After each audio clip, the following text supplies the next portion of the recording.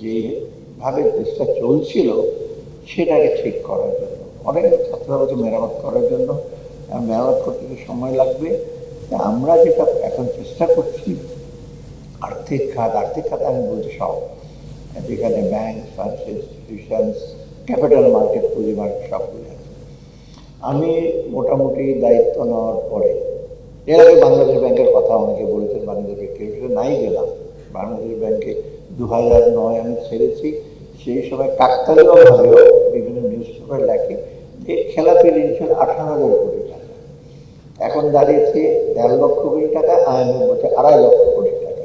এখন 18,000 কোটি টাকা থেকে যদি বেড়ে যায়, সেটা কারা কী করেছে সেটা আপনারা অনেকেই জানেন, আর আমরা তো জানি কার ভিতরে কী হয়েছে।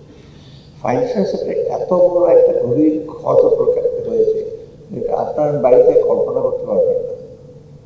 এবং বাংলাদেশ ব্যাংকের গভর্নর যিনি আছেন আমার ছাত্র ছিল, সে IMF-এ ছিল বহুদিন। আমার করে যে আমি পৃথিবীর কোনো দেশে দেখি নাই 25 বৎসরে, সে তো বহু দেশ গিয়েছে। এইরকম ফাইন্যান্সিয়াল সেক্টর এত অনিয়ম, এত বিশৃঙ্খলা, এত করাপশন কোথাও দেখে নেই। এখন সেখান থেকে আমাদের বেরিয়ে আসছে।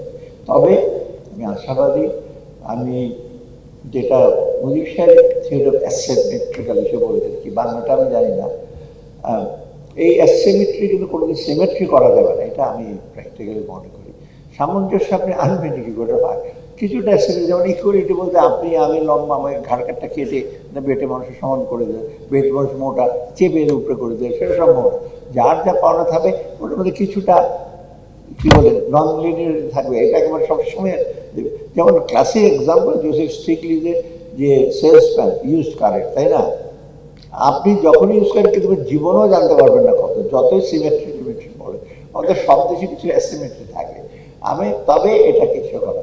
তো আমি মুজিব সাহেবের ব্যাপারে একটু যে আমরা ফ্রাস্ট্রেটেড, আমরা অত্যন্ত ফ্রাস্ট্রেটেড হওয়ার কোনো কারণ নেই।